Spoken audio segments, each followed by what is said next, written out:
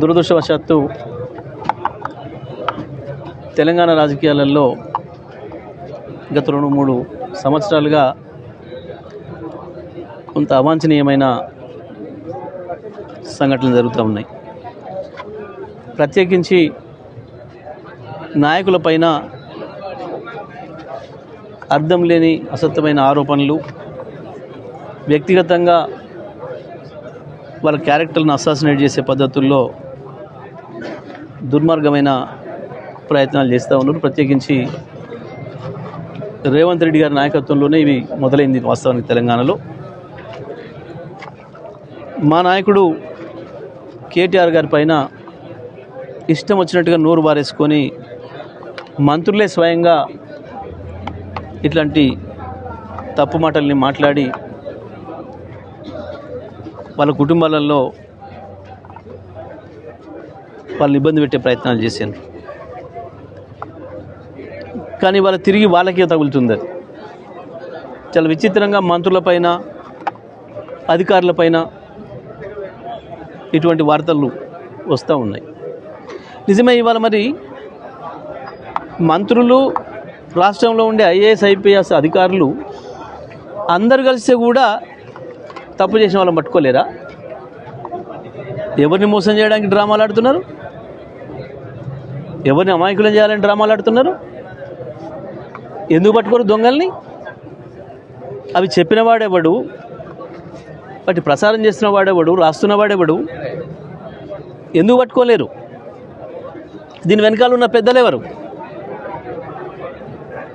మంత్రులు బయట మాట్లాడితేనేమో ముఖ్యమైన నాయకుడే చేయించిండేదని మాట్లాడుతున్నారు. మంత్రులు మీడియా ముందుకు వచ్చి ఒక డ్రామాలు చేస్తున్నారు. నిజమే, మరి నిన్న వెంకరెడ్డి గారు మాట్లాడుతుంటే చూసినాం. ఆయనకు ముందు నుంచి కూడా సోయి ఉండాల్సి ఉండే. ఐఏఎస్, ఐపీఎస్ అధికారులు కూడా మరి మా కేటీఆర్ గారి పైన కూడా ఇట్లాంటి ఇష్టం వచ్చినప్పుడు వార్తలు మాట్లాడినప్పుడు సరైన చర్యలు తీసుకోవాల్సి ఉండే.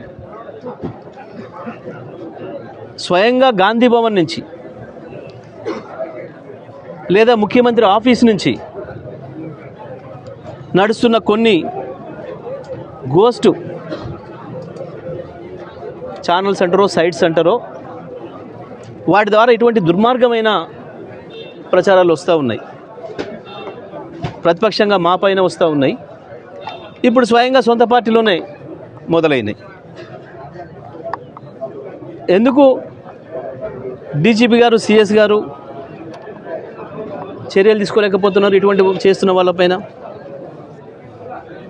ఇద్దరు అనుకున్నాక కూడా ఆపుతున్నది ఎవరు? వీళ్ళకంటే పెద్ద శక్తి ఎవరు? మొత్తం రాష్ట్రంలో ఉన్న ఐఏఎస్, ఐపీఎస్ అధికారుల సంఘాలు నిజంగానే ఇటువంటి వాటిపైన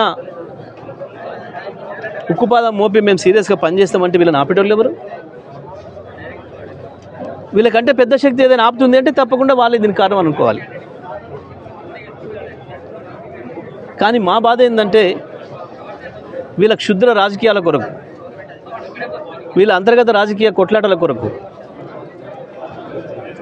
మొత్తం రాష్ట్రం పరువు తీస్తున్నారు, విలువలు లేకుండా చేస్తున్నారు. కేసీఆర్ గారు మా పార్టీ మొదటి నుంచి కూడా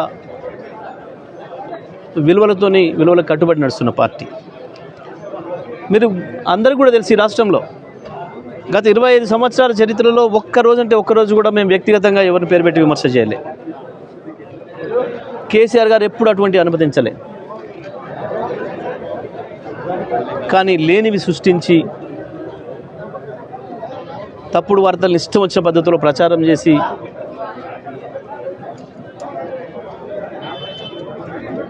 మాపైన, మా నాయకులపైన వచ్చినాయి, నాతో సహా. డీజీపీ గారికి విజ్ఞప్తి చేస్తే కూడా, డీజీపీ గారికి పిటిషన్ ఇస్తే కూడా అంతవరకు పట్టించుకున్న సోయి లేదు. నిరాధారమైనవి స్వయంగా గాంధీ భవన్ నుండి నడిచే గోస్ట్ సైట్ల నుంచి వెళ్ళి వచ్చినాయి, లేదా సీఎం ఆఫీస్ డైరెక్షన్లోనే వచ్చినాయి.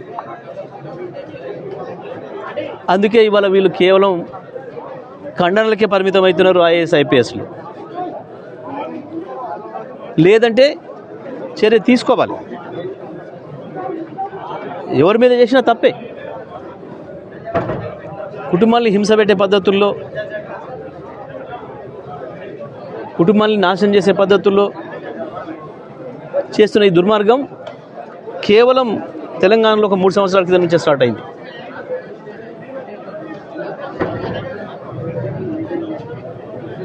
ఇవాళ చివరికి వాళ్ళకే తగులుతుంది.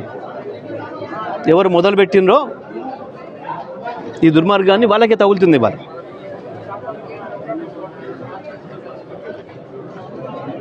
ఎవరికి తగిలినా ఎవరికి జరిగినా ఇవి సరైనవి కావు. తప్పకుండా రాజకీయాల్లో విలువల్ని పాటించాలి, తర్వాత తరానికి అవి అందించాలి. ఇవాళ రాజకీయ నాయకులు అంటే, అధికారులు అంటే ప్రజల్లో చిన్నచూపు కలిగే పద్ధతుల్లో ఇటువంటి రావడం సరైనది కాదు. తప్పకుండా బాధ్యులపైన ఎవరిపైనా చర్యలు తీసుకోవాలి.